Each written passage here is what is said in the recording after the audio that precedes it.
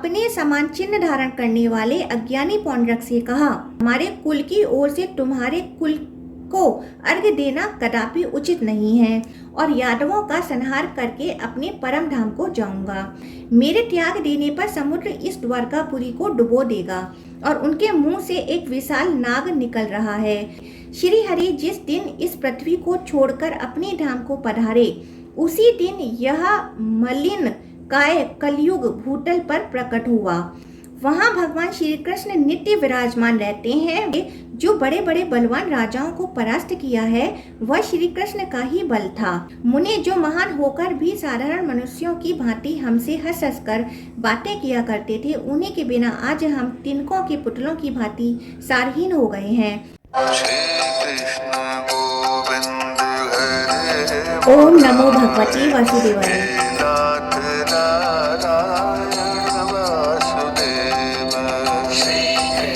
पौंड्रक का वध और बलराम जी के द्वारा हस्तिनापुर का आकर्षण।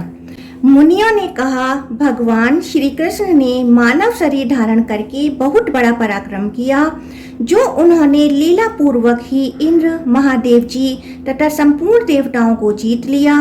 मुनि श्रेष्ठ, देवताओं की चेष्टा का विघात करने वाले भगवान ने और भी जो कुछ कर्म किए थे वह सब हमसे कहिए, हमें उन्हें सुनने के लिए बड़ा कौतूहल हो रहा है। व्यास जी बोले, मुनिवरों, बतलाता हूँ। मनुष्य अवतार में श्री हरि ने जो लीलाएं की थी उन्हें आदर पूर्वक सुनो। पुंड्रक वंशी वासुदेव नामक एक राजा था। वह भगवान वासुदेव बन बैठा था। कुछ अज्ञान मोहित मनुष्यों ने उससे यह कहा था कि आप ही इस पृथ्वी पर वासुदेव के रूप में अवतीर्ण हुए हैं। उनकी बातों में आकर वह स्वयं भी अपने को अवतार मानने लगा था। वासुदेव बनने की धुन में वह अपने वास्तविक स्वरूप को भूल गया और भगवान विष्णु के जितने चिन्ह हैं उन सबको धारण करने लगा।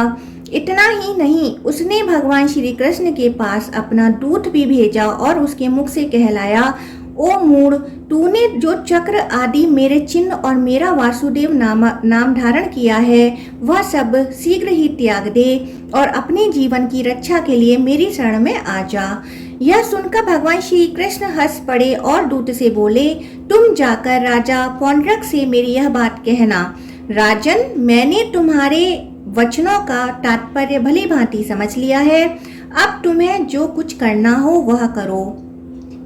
मैं अपने चिन्ह को साथ लेकर ही तुम्हारे नगर में आऊंगा और उस चिन्ह स्वरूप चक्र को तुम्हारे ऊपर ही छोड़ूंगा।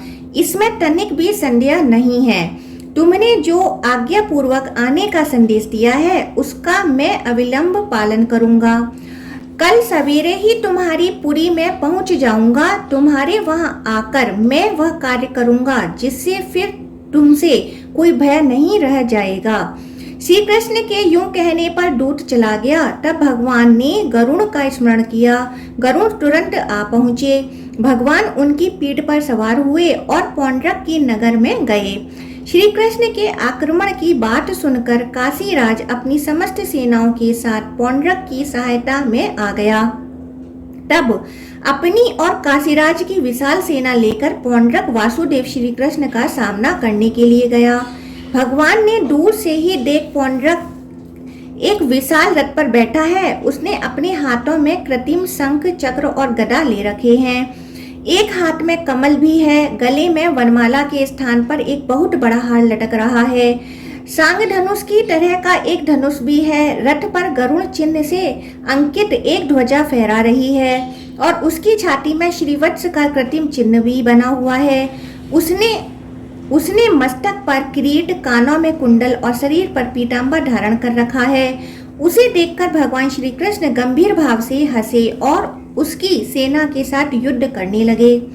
सांग धनुष से छूटे हुए बाणों से, गदा से और चक्र की मार से उन्होंने काशीराज की सेना का संहार कर डाला और अपने समान चिन्ह धारण करने वाले अज्ञानी पौंड्रक से कहा, पौंड्रक, तुमने जो दूत के मुख से मुझे कहला भेजा था कि तुम अपने चिन्ह छोड़ दो, सो अब मैं तुम्हारे आदेश का पालन करता हूँ। लो, यह चक्र छोड़ा, यह गदा छोड़ दी और इस गरुड़ को भी छोड़ा। या तुम्हारी भुजाओं पर आरूढ़ हो जाएं। यूं कहकर भगवान ने अपने छोड़े हुए चक्र से पौंड्रक को विदीर्ण कर डाला। गदा के आघात से उसे पृथ्वी पर गिरा दिया और गरुड़ ने उसके कृत्रिम गरुड़ को भी तोड़-फोड़ डाला। पौंड्रक के मारे जाने पर वहां लोगों में हाहाकार मच गया। तब काशीराज अपने मित्र का बदला चुकाने के लिए श्री कृष्ण के साथ युद्ध करने लगे। श्री कृष्ण ने सांग धनुष द्वार छोड़े हुए बाणों से काशीराज का मस्तक काटकर उसे काशीपुर में फेंक दिया। यह लोगों के लिए बड़े विस्मय का कार्य था। इस प्रकार पौंड्रक और काशीराज को सेवकों सहित मारकर भगवान श्री कृष्ण द्वारका में चले आए और वहां स्वर्ग लोक में स्थित देवता की भांति विहार करने लगे। मुनियों ने कहा, मुने अब हम परम बुद्धिमान बलराम जी के शौर्य और पराक्रम का वृतांत सुनना चाहते हैं। आप उसी का वर्णन कीजिए। व्यास जी बोले, मुनियों, बलराम जी इस पृथ्वी को धारण करने वाले साक्षात भगवान शेष हैं। उनकी महिमा अनंत है, वह अप्रमेय है। उन्होंने जो कार्य किया उसका वर्णन करता हूँ, सुनो। दुर्योधन की पुत्री कुमारी लक्ष्मणा स्वयंवर में जा रही थीं। उस समय जामवती की पुत्र वीरवर सांब ने उसे बलपूर्वक हर लिया। यह देख महापराक्रमी कर्ण, दुर्योधन, भीष्म और द्रोण आदि बहुत कुपित हुए। उन्होंने सांब को युद्ध में जीतकर कैद कर लिया। यह सुनकर संपूर्ण यादवों ने दुर्योधन आदि पर बड़ा क्रोध किया और उनका विनाश कर डालने के लिए भारी तैयारी की। तब बलराम जी ने यादवों को रोककर कहा, मैं अकेला ही कौरवों के यहाँ जाता हूँ, वे मेरे कहने से सांब को छोड़ देंगे। तदंतर बलराम जी हस्तिनापुर में जाकर बाहर के उद्यान में ठहर गए, नगर में नहीं गए। बलराम जी को आया जान दुर्योधन आदि कौरवों ने उन्हें गौ, अर्घ्य और जल भेंट किए। वह सब विधि पूर्वक स्वीकार करके बलराम जी ने कौरवों से कहा, राजा उग्रसेन की आज्ञा है कि तुम सब लोग सांब को शीघ्र छोड़ दो। बलदेव जी की यह बात सुनकर भीष्म, द्रोण, कर्ण और दुर्योधन आदि के क्रोध की सीमा न रही। राजा ब्राह्मणिक आदि भी कुपित हो उठे। उन्होंने यदुकुल को राज्य के अधिकार से वंचित जान बलराम जी से कहा, बलदेव, तुमने यह कैसी बात कह डाली? कौन ऐसा यदुवंशी है जो कौरवों को आज्ञा देगा? यदि उग्रसेन भी कौरवों को आज्ञा दे तब तो हमें राजाओं के योग्य श्वेत छत्र धारण करने से क्या लाभ होगा? अतः तुम लौट जाओ। सांब ने अन्यायपूर्ण कार्य किया है, अतः तुम्हारे या उग्रसेन के कहने से हम उसे छोड़ नहीं सकते।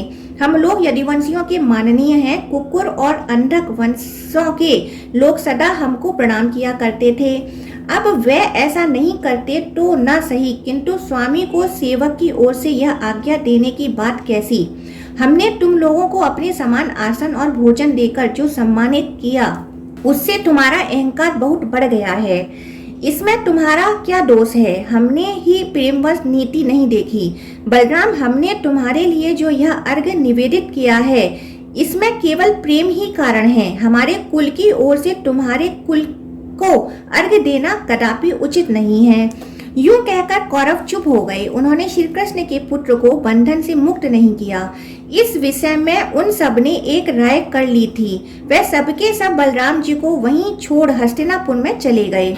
कौरवों द्वारा किए हुए आक्षेप से बलराम जी को बड़ा क्रोध हुआ। वे घूरते हुए उठकर खड़े हो गए और पैर की एड़ी से उन्होंने पृथ्वी पर प्रहार किया। महात्मा बलराम की एड़ी के आघात से पृथ्वी विदीर्ण हो गई। वे अपनी गर्जना से संपूर्ण दिशाओं को गुजा कर कंपित करने लगे। वे आंखें लाल लाल और भौहें टेढ़ी करके बोले, अहो, इन सारहीन दुरात्मा कौरवों को अपने राजा होने का इतना मद, इतना अभिमान है। क्या कौरव ही सम्राट पद के अधिकारी हैं? हम लोगों का प्रभुत्व कुछ ही काल के लिए है। क्या बात है जो यह महाराज उग्रसेन की उल्लंघनीय आज्ञा को भी नहीं मानते। देवताओं और धर्म के साथ सचिपति इंद्र भी उनकी आज्ञा की प्रतीक्षा करते हैं। इंद्र की सुधर्मा सभा में इस समय सदा महाराज उग्रसेन ही विराजमान होते हैं। इन कौरवों का राज सिंहासन तो सैकड़ों मनुष्यों की झूठन है, उसी पर इनको संतोष है। धिक्कार है इन्हें, आज से उग्रसेन ही समस्त राजाओं के भी राजा बनकर रहें। अब मैं इस पृथ्वी को कौरवों से हीन करके ही द्वारकापुरी को लौटूंगा।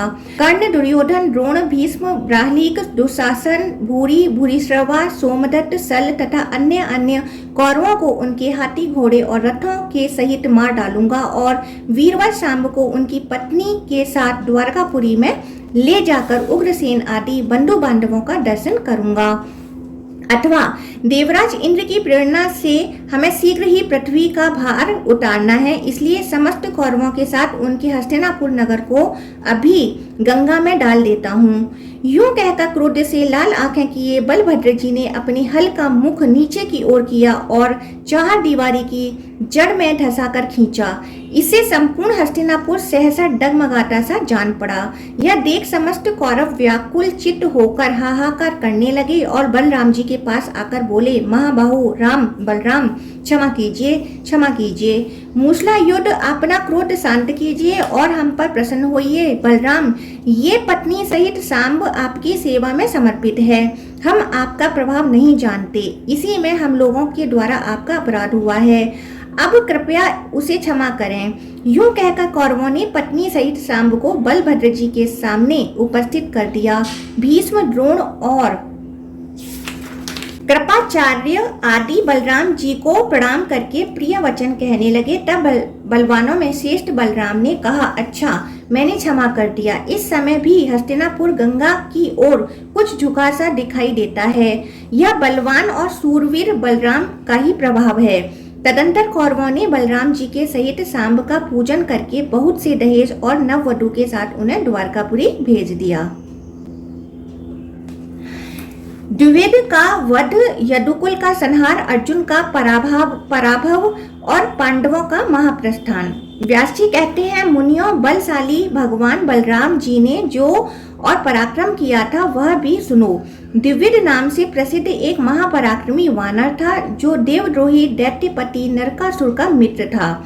उसने देवताओं से वैर बांध लिया था। वह कहता था, श्री कृष्ण ने देवताओं के कहने से ही बलवान नरकासुर का वध किया है, अतः मैं समस्त देवताओं से इसका बदला लूंगा। इस निश्चय के अनुसार वह यज्ञों का विध्वंस और मृत्युलोक का विनाश करने लगा। अज्ञान से मोहित होने के कारण उसने साधु पुरुषों की मर्यादा तोड़ डाली और देहधारी जीवों का संहार आरंभ कर दिया। वह चंचल वानर देश, नगर और गांव में आग लगाने लगा। कहीं कहीं पर्वत गिराकर गांव और आदि को कुचल डालता था। पर्वतों को उखाड़कर समुद्र के जल में डाल देता था और स्वयं भी समुद्र के भीतर घुसकर उसका मंथन आरंभ कर देता था। इससे क्षुब्ध होकर समुद्र अपनी सीमा लांघकर आगे बढ़ जाता और तट पर बसे हुए गांव तथा नगरों को डुबो देता था। वानर द्विविद इच्छानुसार विशाल रूप धारण करके खेतों में लौटता घूमता और खेती को कुचलकर नष्ट कर डालता था। उस दुरात्मा ने संपूर्ण जगत के विरुद्ध कार्य आरंभ कर दिया था। कहीं कोई स्वाध्याय और वसटकार का नाम लेने वाला नहीं था। सब संसार अत्यंत दुखित हो गया था। एक दिन रेवत पर्वत के उद्यान में बलभद्र जी तथा महाभाग रेवती विहार कर रहे थे। उनके साथ और भी सुंदर स्त्रियां थीं। बलभद्र जी रमणियों के बीच में विराजमान थे और वे उनके सुयस का गान कर रही थीं। इसी समय द्विवेद भी वहां आया और उनके सम्मुख खड़ा हो उन्हीं की नकल करने लगा। वह दुष्ट वानर उन युवतियों की ओर देख कर जोर जोर से हंसने लगा। यह देखकर बलभद्र जी ने कुपित होकर उसे डांटा, किंतु उनके डांटने की परवाह न करके वह किलकारी मारने लगा।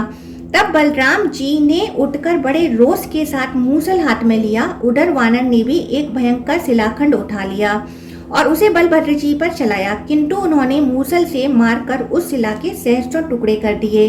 द्विविद ने बलराम जी के मूसल का वार बचाकर उनकी छाती में बड़े वेग और रोष के साथ घूसा मारा।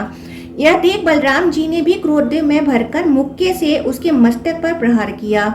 इससे वह रक्त वमन करता हुआ निर्जीव होकर पृथ्वी पर गिर पड़ा। गिरते समय उसके शरीर के आघात से उस पर्वत शिखर के सैकड़ों टुकड़े हो गए, मानो उस पर वज्र गिरा हो। उस समय देवता बलराम जी के ऊपर फूलों की वर्षा तथा उनकी बुरी बुरी प्रशंसा करने लगे और बोले, वीर, आपने यह बड़ा अच्छा कार्य किया। यह दुष्ट वानर दैत्य पक्ष का सहायक था। इसने संपूर्ण जगत को संकट में डाल रखा था। सौभाग्य की बात है कि आज यह मारा गया। इस प्रकार इस पृथ्वी को धारण करने वाले परम बुद्धिमान बलराम जी के अनेक अद्भुत पराक्रम हैं जिनकी कोई गणना नहीं हो सकती। इस तरह इस जगत का उपकार करने के लिए बलराम सहित भगवान श्री कृष्ण ने दैत्यों और दुष्ट राजाओं का वध किया। फिर अर्जुन के साथ मिलकर भगवान ने अनेक अक्षयणी सेनाओं का वध कराकर इस पृथ्वी का भार उतारा। इस प्रकार संपूर्ण दुष्ट राजाओं का संहार करके भू भार उतारने के पश्चात उन्होंने ब्राह्मणों के शाप को निमित्त बनाकर अपने कुल का भी संहार कर डाला। अंत में स्वयंभू श्री कृष्ण द्वारकापुरी छोड़कर अपने अंशभूत बलराम आदि के साथ पुनः अपने आश्रयभूत परम धाम को चले गए। मुनियों ने पूछा, भगवान ने ब्राह्मणों के शाप को निमित्त बनाकर किस प्रकार अपनी कुल का संहार किया? व्यास जी बोले, एक समय की बात है, पिंडारक नाम के महातीर्थ में विश्वामित्र, कंडव तथा महामुनि नारद पधारे थे। वहां यदुकुल के कुमारों ने उनका दर्शन किया। वे सभी कुमार यौवन के मद से उन्मत्त थे। अतः भावी को प्रेरणा में उन्होंने जाम्बती कुमारी सांब को स्त्री के वेश में विभूषित किया और मुनियों को प्रणाम करके विनीत भाव से पूछा, महर्षियों, यह स्त्री पुत्र की अभिलाषा रखती है, बताइए यह अपने पेट में क्या जनेगी? वह महर्षि दिव्य ज्ञान से संपन्न थे, तथापि यदु कुमारों ने उनके साथ छल किया। यह देख उत्तम व्रत का पालन करने वाले उन महर्षियों ने यादवों के नाश के लिए शाप देते हुए कहा, यह स्त्री एक मूसल पैदा करेगी जिससे संपूर्ण यदुकुल का संहार हो जाएगा।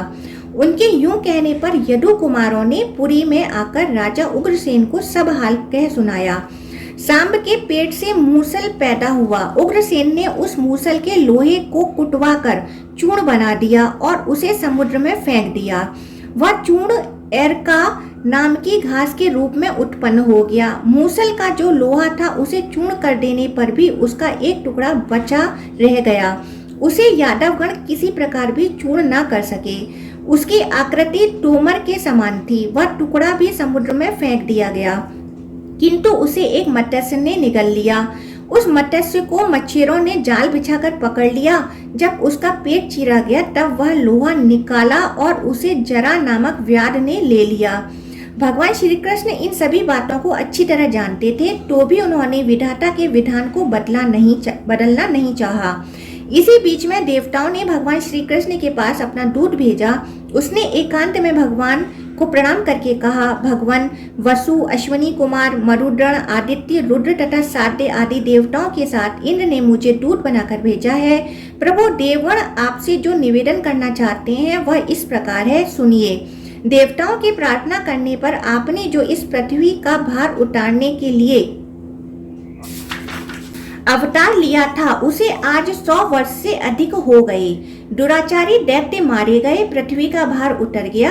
अब देवता आपसे सनात होकर स्वर्ग में निवास करें। जगन्नाथ, यदि आपको स्वीकार हो तो अब अपने परम धाम को पधारें। श्री भगवान बोले, दूत, तुम जो कुछ कहते हो वह सब मैं जानता हूँ, इसलिए मैंने यादवों के संहार का कार्य आरंभ कर दिया है। यदि यदुवंशियों का संहार न हो तो यह पृथ्वी पर बहुत बड़ा भार रह जाएगा। अतः मैं 7 रात के भीतर जल्दी ही इस भार को भी उतार डालूंगा। जिस प्रकार मैंने द्वारकापुरी बसाने के लिए समुद्र से भूमि मांगी थी, उसी प्रकार उसे वह भूमि लौटा भी दूंगा और यादवों का संहार करके अपने परम धाम को जाऊंगा। देवराज इंद्र तथा देवताओं को यूं मानना चाहिए कि मैं बलराम जी के साथ अब अपने धाम में आ ही गया। इस पृथ्वी के भार रूप जो जरासंध आदि राजा थे वे मारे गए, तथापि इन यदुवंशियों का भार उनसे भी बढ़कर है। अतः पृथ्वी के इस महाभार को उतार कर ही मैं देवलोक की रक्षा के लिए अपने धाम में जाऊंगा। भगवान वासुदेव के यूं कहने पर देवदूत उन्हें प्रणाम करके दिव्य गति से देवराज के समीप चले गए। इधर द्वारकापुरी में दिन रात विनाश के सूचक दिव्य, भौम एवं अंतरिक्ष संबंधी उत्पात होने लगे। उन्हें देखकर भगवान ने यादवों से कहा, देखो, ये अत्यंत भयंकर महान उत्पात हो रहे हैं। इनकी शांति के लिए हम सब लोग शीघ्र ही प्रभास क्षेत्र में चलें। उस समय महान भगवत भक्त उद्धव जी ने श्री हरि को प्रणाम करके कहा, भगवान, अब मुझे क्या करना चाहिए, इसके लिए आज्ञा दें। मैं समझता हूँ आप इस समस्त यादव कुल का संहार करना चाहते हैं। क्योंकि मुझे ऐसे निमित्त दिखाई देते हैं जो इस कुल के विनाश की सूचना देने वाले हैं। श्री भगवान बोले, उद्धव, तुम मेरी कृपा से प्राप्त हुई दिव्य गति के द्वारा गंधमादन पर्वत पर परम पवित्र बद्रिका आश्रम तीर्थ में चले जाओ। वहाँ श्री नर नारायण का स्थान है, वहाँ की भूमि बड़ी पवित्र है। उस तीर्थ में मेरा चिंतन करते हुए निवास करो, फिर मेरी कृपा से तुम्हें उत्तम सिद्धि प्राप्त होगी। मैं इस कुल का संहार करके अपने धाम को जाऊंगा। मेरे त्याग देने पर समुद्र इस द्वारकापुरी को डुबो देगा। भगवान के यूं कहने पर उद्धव जी ने उन्हें प्रणाम करके नर नारायण के आश्रम में चले गए। तदंतर संपूर्ण यादव शीघ्रगामी रथ पर आरूढ़ हो बलराम और श्री कृष्ण आदि के साथ प्रभास क्षेत्र में गए।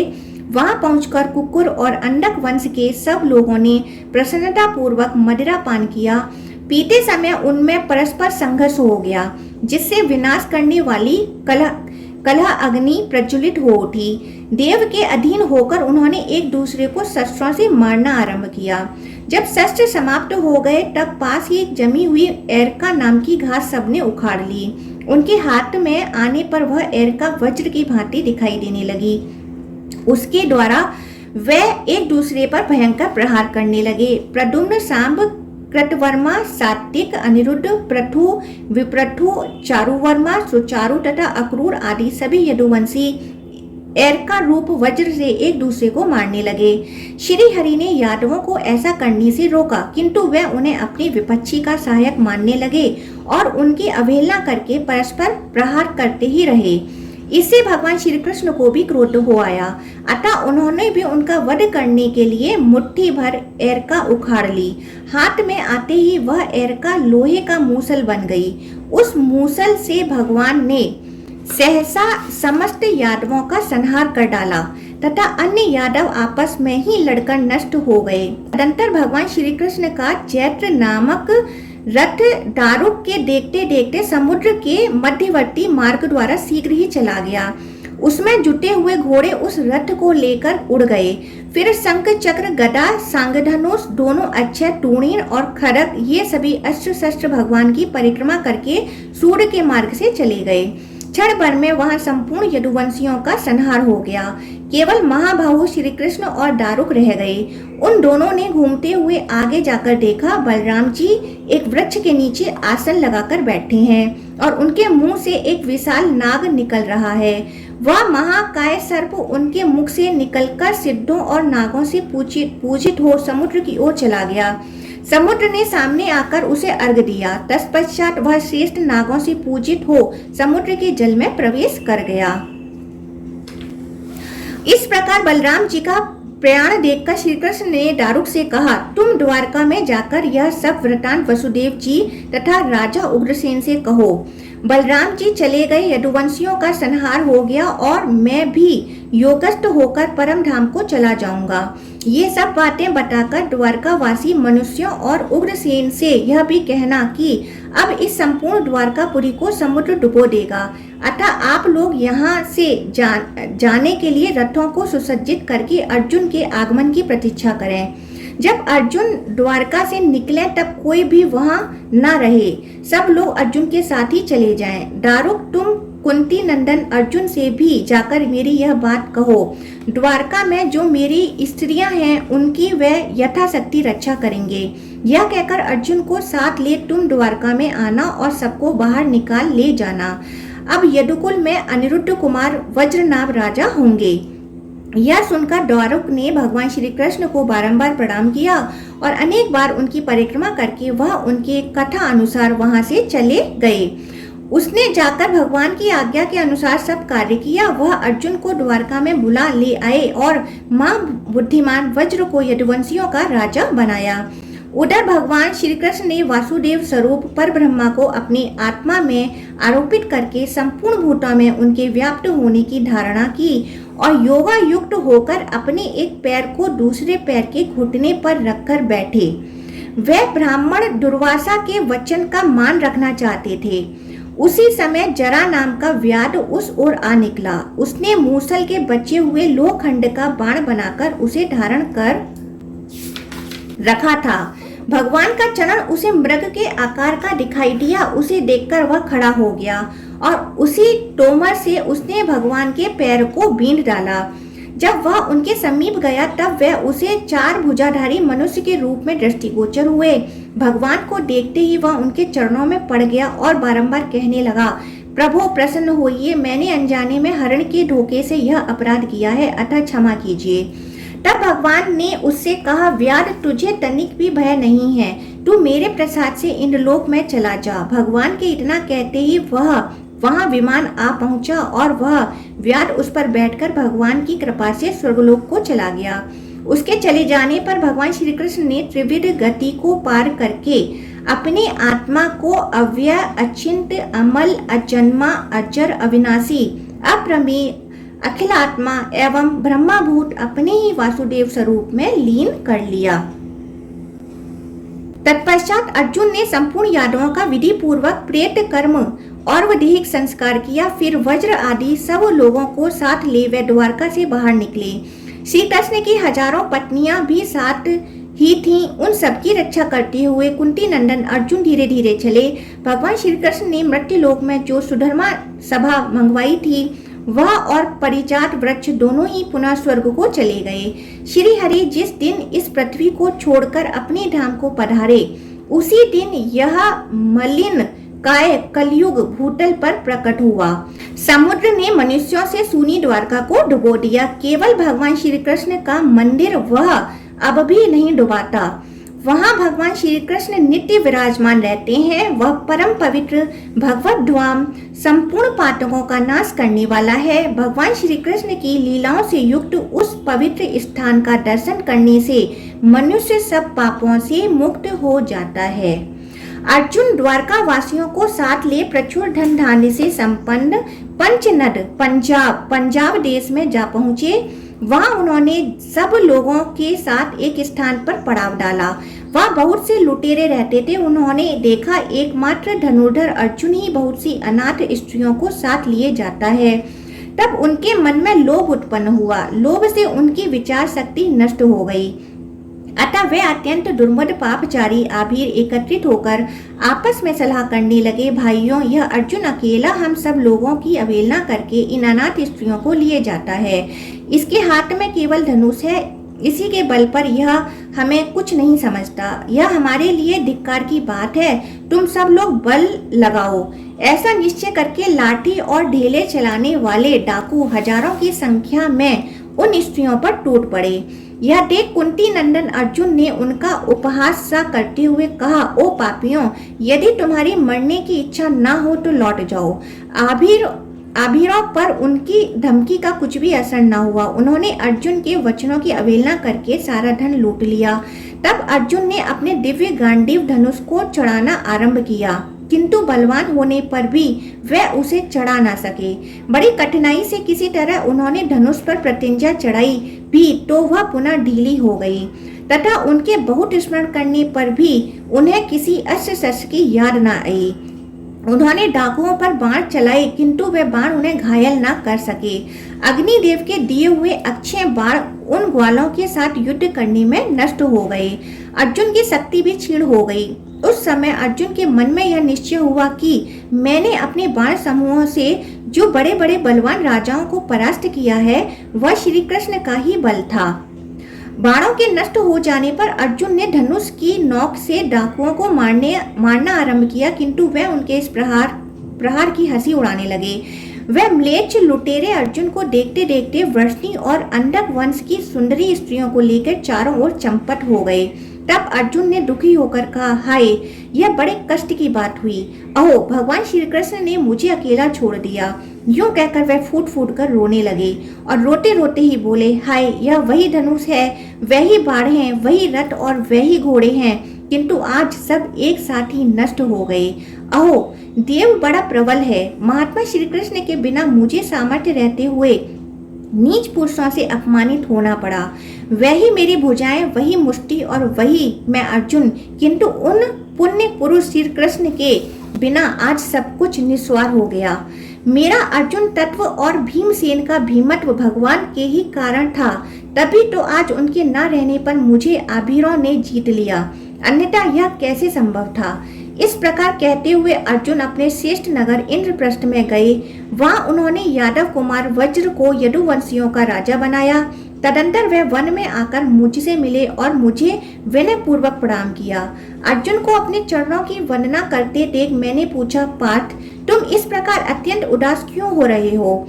तुमसे किसी ब्राह्मण की हत्या तो नहीं हो गई है, अथवा विजय की आशा भंग होने से तुम्हें दुख हो रहा है? इस समय तुम सर्वथा श्रीहीन हो गए हो। तुमने किसी अगम्य स्त्री से रमण तो नहीं किया जिससे तुम्हारी कांति फीकी सी पड़ गई है, या कहीं निम्न श्रेणी के मनुष्यों ने तुम्हें युद्ध में परास्त कर दिया है? मेरा ऐसा प्रश्न करने पर अर्जुन ने लंबी सांस छोड़ते हुए कहा, भगवान सुनिए, जो हमारे तेज बल वीर्य पराक्रम श्री और कांति थे, वे भगवान श्री कृष्ण हम लोगों को छोड़कर चले गए।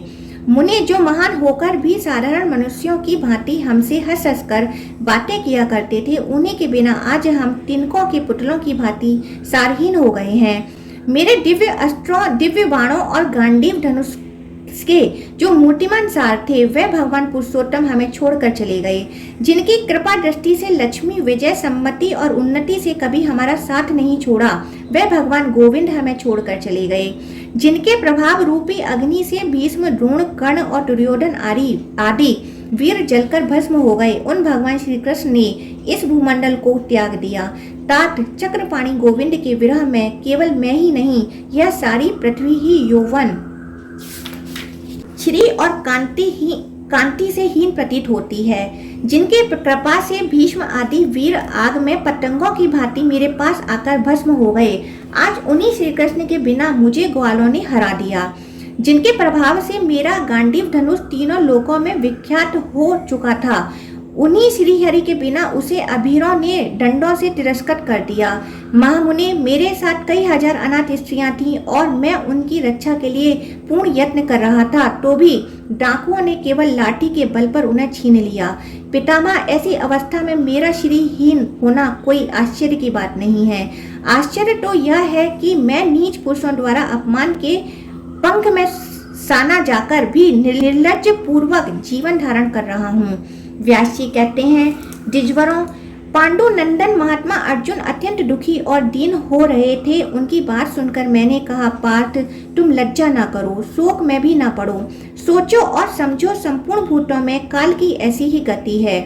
पांडु नंदन, प्राणियों की उन्नति और अवनति का कारण काल ही है। यह जो कुछ होता है और हुआ है, यह सब काल मूलक ही है। यह जानकर तुम धैर्य धारण करो। नदी, समुद्र, पर्वत, संपूर्ण पृथ्वी, देवता, मनुष्य, पशु, वृक्ष और सांप, बिच्छू आदि सब भूतों को काल ने ही उत्पन्न किया है और काल के द्वारा ही पुनः उनका संहार होगा।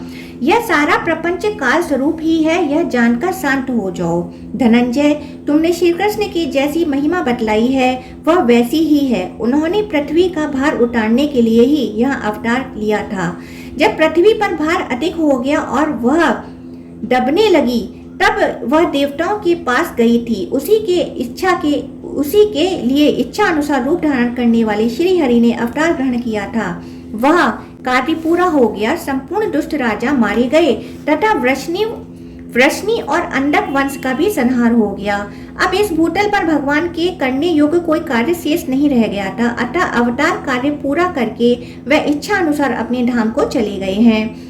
देव भगवान श्री कृष्ण ही सृष्टि के समय संसार की सृष्टि और पालन के समय पालन करते हैं तथा वही संहार काल में संपूर्ण जगत का संहार करने में समर्थ होते हैं। जैसा कि इस समय भी उन्होंने दुष्ट राक्षसों का संहार किया था। अतः पार्थ, तुम्हें अपनी पराजय से दुख नहीं मानना चाहिए, क्योंकि अभ्युदय का समय आने पर ही पुरुषों द्वारा बड़े बड़े पराक्रम होते हैं। जिस समय तुमने अकेले ही भीष्म जैसे वीरों का वध किया था, उस समय उनका भी क्या अपने न्यून पुरुषों के द्वारा पराभव नहीं हुआ था? किंतु यह पराजय काल की ही देन थी। भगवान विष्णु के प्रभाव से जिस प्रकार तुम्हारे द्वारा उनकी पराजय हुई, उसी प्रकार लुटेरों के हाथ से तुम्हें भी पराजित होना पड़ा। वे जगतपति भगवान श्री कृष्ण भिन्न भिन्न शरीरों में प्रवेश करके संसार का पालन करते हैं और अंत में सब जीवों का संहार कर डालते हैं। जब तुम्हारे अभ्युदय का समय था, तब भगवान श्री कृष्ण तुम्हारे सहायक हो गए थे, और जब वह समय बीत गया, तब तुम्हारे विपक्षियों पर भगवान की कृपा दृष्टि हुई है। तुम गंगा दंडन भीष्म के साथ संपूर्ण कौरवों का संहार कर डालोगे, इस बात पर पहले कौन विश्वास कर सकता था? और फिर तुम्हें अभीरों से परास्त होना पड़ेगा, यह बात कौन मान सकता था? परंतु दोनों ही बातें संभव हुई। पार्थ, यह संपूर्ण भूतों में श्रीहरि की लीला का ही विलास है, अतः तुम्हें तनिक भी शोक नहीं करना चाहिए। संपूर्ण जगत के स्वामी भगवान श्री कृष्ण ने ही संपूर्ण यादवों का संहार किया है। तुम लोगों का संहार काल भी समीप ही है, इसलिए भगवान ने तुम्हारे बल, तेज, पराक्रम और महात्मा का पहले ही संहार कर दिया है। जो जन्म ले चुका है उसकी मृत्यु निश्चित है, जो ऊंचे चढ़ चुका है उसका नीचे गिरना भी अवश्य भावी है। संयोग का अवसान वियोग में ही होता है और संग्रह हो जाने के बाद उसका क्षय होना भी निश्चित बात है। यह समझकर विद्वान पुरुष हर्ष और शोक के वशीभूत नहीं होते और इतर मनुष्य भी उन्हीं के आचरण से शिक्षा लेकर वैसे ही बनते हैं। नरश्रेष्ठ, यह समझकर तुम्हें भाइयों के साथ सारा राज्य छोड़कर तपस्या के लिए वन में जाना चाहिए। अब जाओ धर्मराज युधिष्ठिर से मेरी यह सारी बातें कहो। वीर, परसों तक अपने भाइयों के साथ जैसे भी हो सके घर से प्रस्थान कर दो। यह सुनकर अर्जुन ने धर्मराज के पास जा अपनी देखी और अनुभव की हुई सारी बातें कह सुनाई। अर्जुन के मुख से मेरा संदेश सुनकर समस्त पांडव परीक्षित को राज्य पर अभिषिक्त करके वन में चले गए। मुनिवरों, इस प्रकार मैंने आप लोगों से यदुकुल में अवतीर्ण भगवान श्री कृष्ण की संपूर्ण लीलाओं का विस्तार पूर्वक वर्णन किया।